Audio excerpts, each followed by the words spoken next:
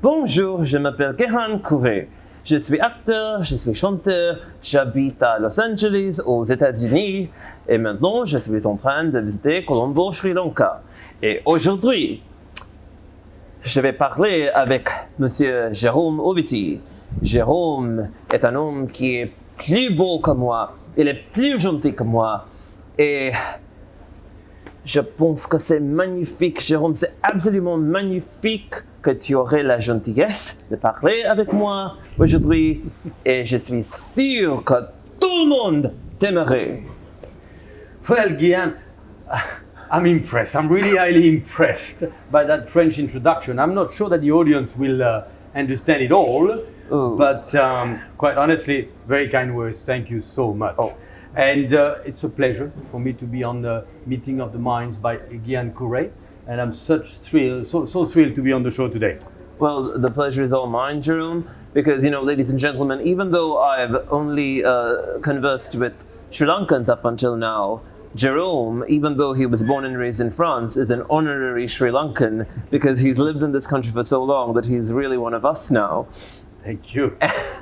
And, Jerome, I don't think I've told you this before, but I was very excited 10 years ago when you joined Jetwing. For those of you who are watching the program from overseas, ladies and gentlemen, Jetwing is my family company. It's a hotel and tourism company in Sri Lanka.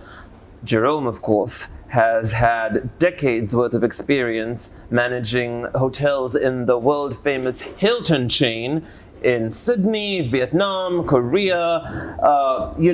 So when someone who has worked with the Hilton as a general manager at multiple Hilton properties in the world joined our little family business here in Sri Lanka, I thought that was such a coup, and I think because I'm someone, Jerome, who believes that the best person should have the job. I don't think that just because it's a family business, it's only members of the family who should be working.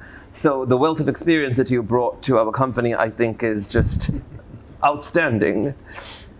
And if I may ask you what Please.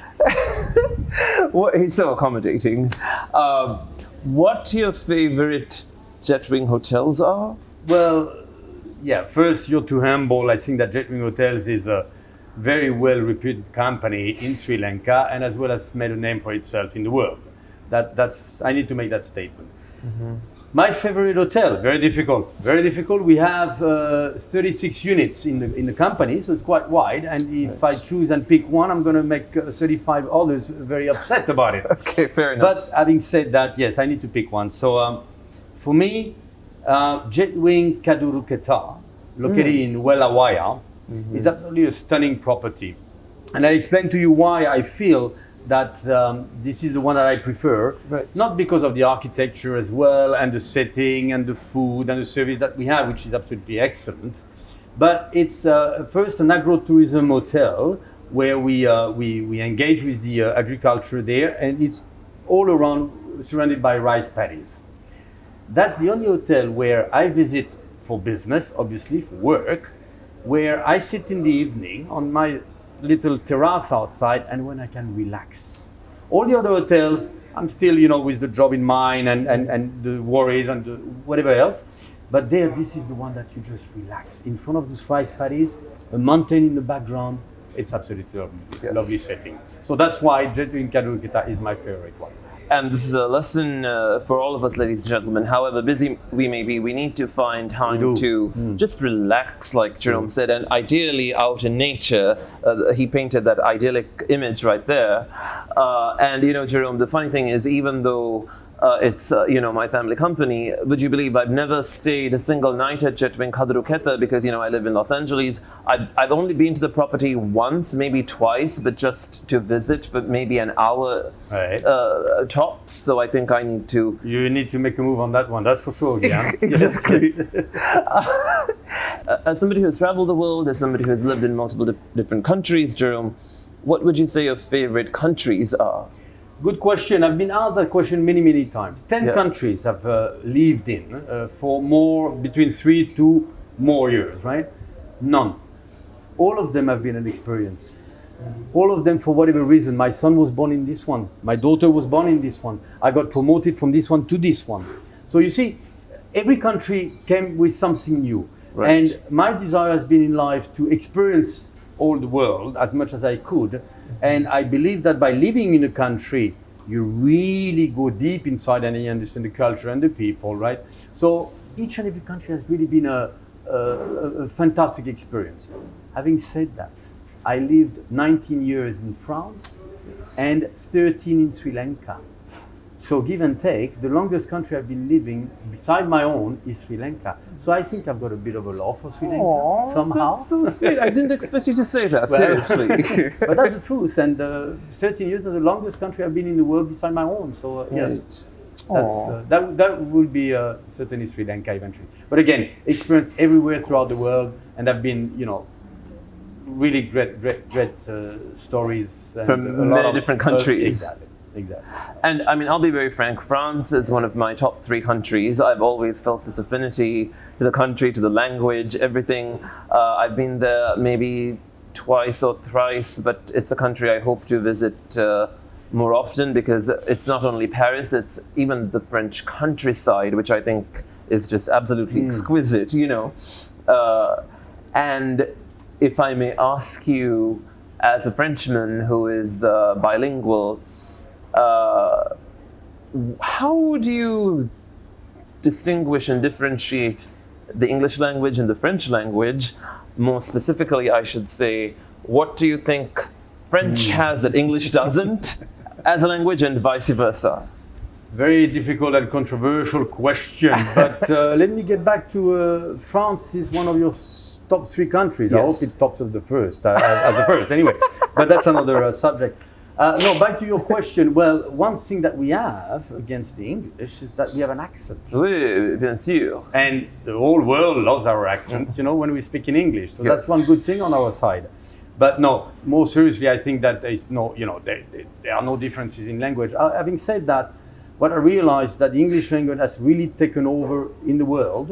And in France, you will say, you will speak in French and you will say, okay, je te souhaite un bon weekend. Oui. I wish you a good weekend. Fin de semaine. So exactly. Oui. So we use a lot of the English word. A brainstorming, for example, would not make sense at all to say in France, in French. Right. Absolutely ridiculous. It's une tempête de cerveau. Mais c'est doesn't très mean beau. anything. Yeah, it's très beau, but it doesn't mean anything. So I think yes, that's maybe some of the difference that we have. But right. And English is a worldwide language. I regret, because there was a debate between French and English to be the worldwide language. Yes. At some point, it was a diplomatic language, it was a postal language. It is still the Olympic language for the official Olympic Games, language. official language of the Olympic Games. But all in all, I suppose, yes, we have differences. The accent is the main one. The accent is what really gets the whole world going, right? And you're right, Jerome, because even my paternal grandfather used to tell me, Gehan, French would have been the universal language. It was kind of touch and go for a while there. I guess it was a bit more difficult. The French grammar is a bit more challenging, I suppose, than the English one. Which made it easier to be English for the world language or whatever. Ironically, it made it easier for English to become the lingua franca, even though it is. Yes, lingua right. franca literally means French language. And Jerome, you're married to I would say one of my favorite ladies in the world, who is, of course, from a different culture, even though she speaks perfect French. What was it like for you as a Frenchman to, marry Phoebe? Well, my wife hails from Taiwan. Yes. What was it? Well, it was love at first sight, I suppose. No? But quite honestly, yes, she was, when I met her first, she was 19 and I was 22. Okay. So obviously we date back for a little while now. But what it has brought is this mix of culture. Right. It's something that we have enjoyed. Experiencing her culture and she experienced my culture. Quite honestly, if I was to go back any country in the world to settle for good after I retire, after I finish work, there will be either France or Taiwan. I feel very comfortable at home, right. like at home in Taiwan. Phoebe does as well in feels France, as well as comfortable in France. So it was, I think, yeah, it's a good success story. And again, we traveled 10 countries altogether. Wow. Altogether, meaning with the children eventually at some point. Right. So that makes us maybe citizen of the world rather than Absolutely. anything else. Absolutely. Quite honestly, and we're able Yes. to adapt wherever we go. Yes. So yeah, it was a success story. And so many questions I want to ask you just off that, but for starters, you know, I think you're somebody who is very much at ease with anybody. I think you have the most remarkable ability to relate to anyone from any station of life. And you really make no distinctions between people of different social classes and professional backgrounds. I've observed the way you interact with people. Your love for people seems to be so genuine. It's not something you have to put on. How did that happen? What would you attribute that to? I don't think it's not something that you learn. That's something that you have in yourself, right? And when I decided to join the hotel industry, my first reason was about people. I really enjoy being around people, engaging with people, talking different language. I never mastered any more than two, but people is what really makes a difference. You know, if you go back into movies, and you will understand because you make movies, if I understand well, but you can put 4 actors in a square room, 1 table, 4 chairs, nothing else. They can do a performance and a show absolutely out of this mind, provided they have this ability to interact, communicate with themselves. You don't need all those props. You don't need all those special effects all around, as long as they are people person. So going back to my industry and the hotel industry, that's what we are. Every morning we get up and we go there to put a show for the customers, for the guests. That's what we are here for. We're here to entertain in any ways we can. And that's what I really, really deeply enjoy doing. Last is pleasing people. For me, that's important. I am so thrilled whenever I do an event, an activity, anything in our industry, and I've got to thank you, it was nice, Jerome. We enjoyed. Whatever that was, a wedding, a banquet, an event. I feel so good when I'm tired, very tired, but I feel really good about it. So that's about people for me. And would you say that's your favorite part of working in the hotel industry? It is, yes, it is definitely. There is always the long hours. That is one little problem that we have too. But as long as you get the reward at the end of the day, that you have put all this effort into making somebody, a couple, a group of people, a large event, happy and pleased, this is the reward. And really, you go home tired, but wow, I'm so thrilled. So that's what makes me go on every day. I think what you're saying, Jerome, is you may be physically tired, maybe even mentally, but in your soul, in your spirit within, you are enlivened. And yes, very much so. Yeah. I mean, you know, honestly, ladies and gentlemen, I wish that I could cast a spell on Jerome and make him eternally young, because then I wouldn't ever have to return to Sri Lanka to check up on the family business, because I think it would be in excellent hands if Jerome were eternally at Jetwing, you know. So, on a slightly more personal note, Jerome, something that you and I have in common, I think, is the fact that we have had multiple parents. More specifically, we have had step-parents in our lives, which a lot of people don't, you know. And I'll share my thoughts with you, but what was it like for you to have a stepmother and a stepfather? Well, let's be honest, it's always a difficult path, and it comes with its drama, right? Yes, of course. And when it starts when you're young, I was 8 years old when it happened, but that's the fact of life. Now let's look at the positive, and I always try to look at the positive. So you have 4 parents now, so it's 4 birthday gift, 4 Christmas gift, and so on and so forth, right? So, okay, likewise you have to give 4 eventually yourself, but it's more to come to you. What it brought me as well is 4 brothers, 1 sister. I don't think in any normal family in today's world you would have that many siblings, but it helped to have more because my mom got 3, my father got 2, I was in the middle of it, so that makes 6 of us. So that is absolutely brilliant. So, no, it has been a great experience, and I'm so happy every time I go back home in France to go and see one family, the other one. They're very different as well in their own ways of being and doing things. and I'm happy to adapt to each of them, and that's really great. The big negative, there is one, and I'll be honest for you about it is that they're still the 4 of them alive, so I'll be four times sad rather than 2 times. That's the only little negative that I'm thinking about as I'm getting older at the moment, but not to spoil the show. It's not happening at the moment, and they're kicking and alive, so that's okay. But that's And you know, Jerome, even after they're gone, you know, the sadness will, I think, eventually turn into joy because you will have all these memories with 4 different parents, right? Memories, photos, different activities. That's different. Yeah, so you're correct. Yes. Exactly. And I totally relate to you because even for me, obviously in the beginning, there's always drama when you have a stepmother or a stepfather.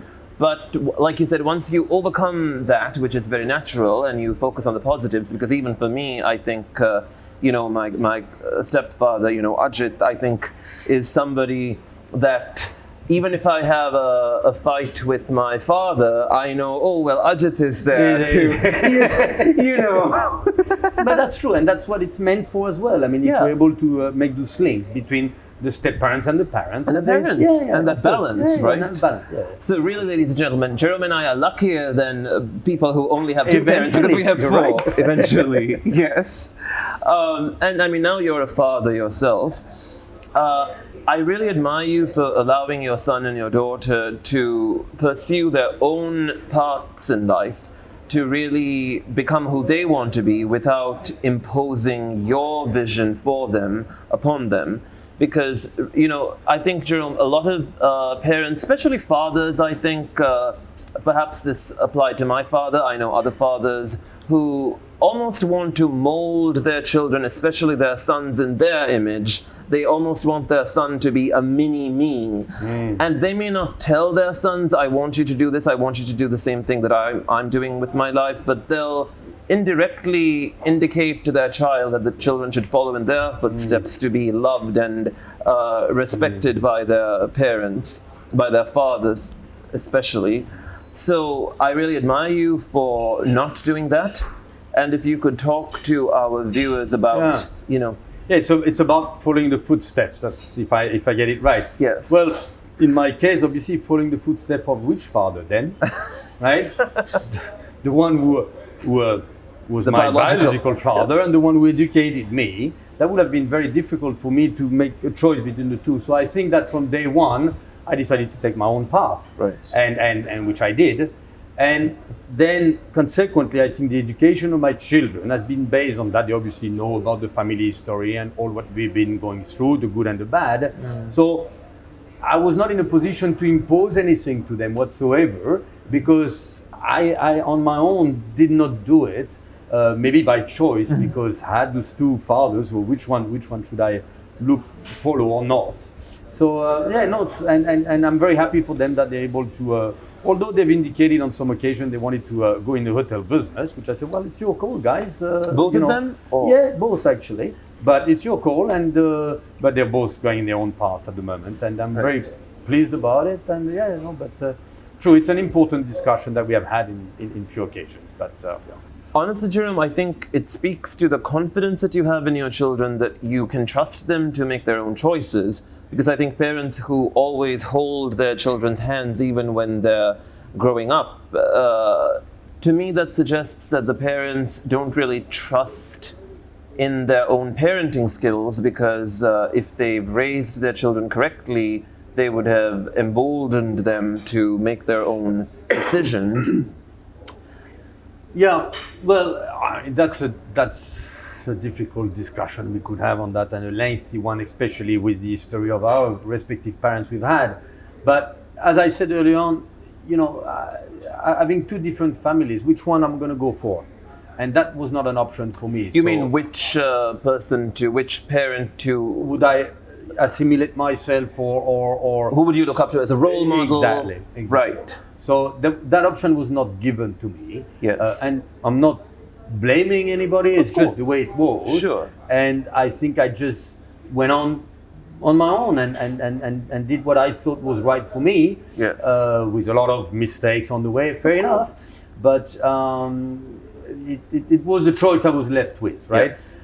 And then, obviously, this is the way I think I behave with my children, and I've not, forced them on anything or asked them anything that they wouldn't like to do, because I was in that same situation, and I understand it. I don't think it's either wrong or right. I don't know. It depends on the situation you are with the family, whatever the family has a business, no business as well.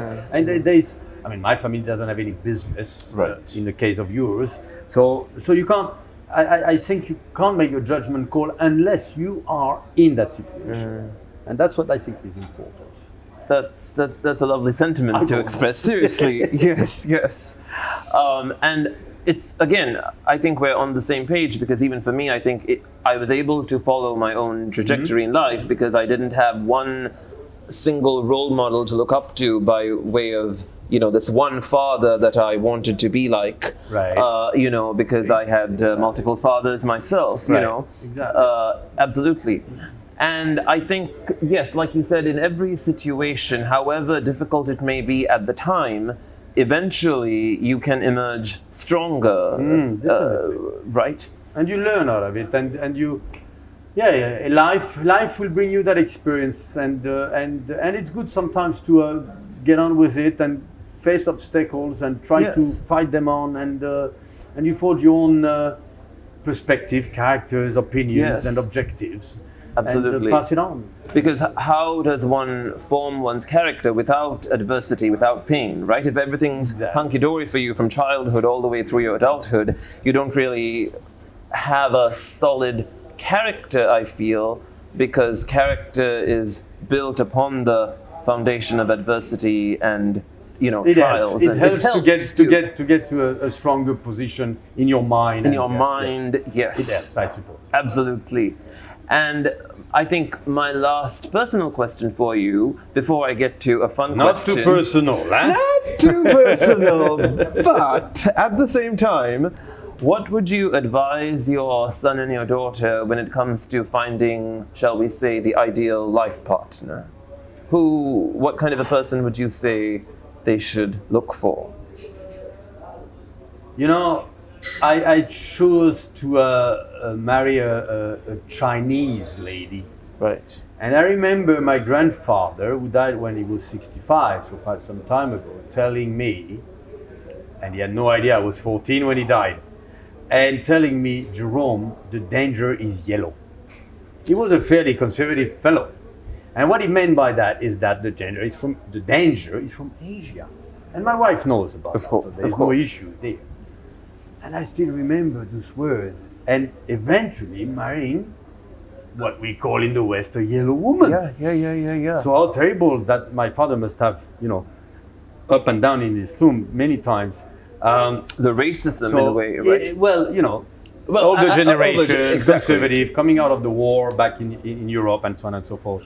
So anyway, can't remember the question actually. What would you advise your son and daughter by way of... Just do what you want.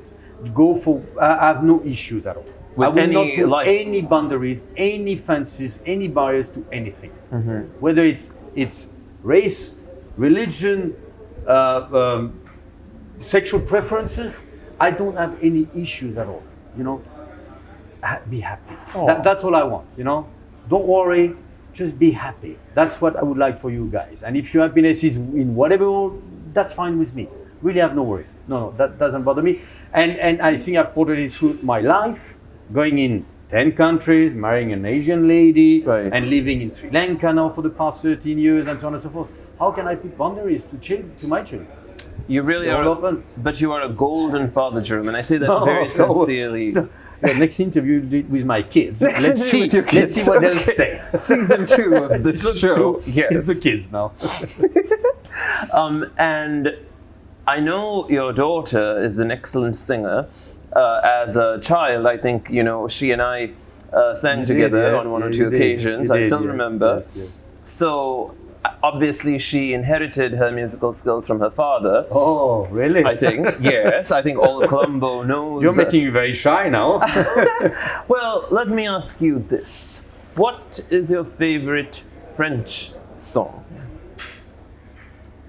That's a good question. Des yeux qui font baisser les miens, un rire qui se perd sur sa bouche. Voilà le portrait sans retouche de l'homme auquel j'appartiens. Quand il me prend dans ses bras, il me parle tout bas, je vois la vie en rose. Il me dit des mots d'amour, des mots de tous les jours, et ça me fait quelque chose. Il est entré dans mon cœur une part de bonheur dont je connais la cause. C'est lui pour moi, moi pour lui dans la vie. Il me l'a dit, là j'irai pour la vie. Et dès que je l'aperçois, alors je sens en moi mon cœur qui bat. Oh, big hug, Jerome. Seriously, I think, talking to you is always a pleasure. Thank you, Gehan. And I think this conversation is something that will obviously be immortal because, once it's on video, it's immortal. That's right. So thank you for immortalizing our friendship, our relationship, our connection. And as you can see, ladies and gentlemen, he's a Frenchman, I'm a Sri Lankan. I live in America now, he works in Sri Lanka now, but we are kindred spirits. This is how you connect with people, like Jerome said, irrespective of race, nationality, age, all these, artificial constructs that society imposes on us. Once you connect with someone's soul, you hold on to that connection, and this is the beauty of human relationships. What we demonstrated, I think, was the beauty of human communication. Like Jerome said, that's what enjoy and that's what he enjoys believe in. and believe exactly. If you're talking about movie making, and you put 4 people together who can communicate very well, you don't even really need a script. It's the beauty of human communication. I Exactly. So, thank you, ladies and gentlemen, for joining us on yet another episode of Gehan Couray's Meeting of the Minds. And Jerome, I will talk to you again very soon. Thank you, Gehan. It was a pleasure being on the show. Merci beaucoup. Thank you.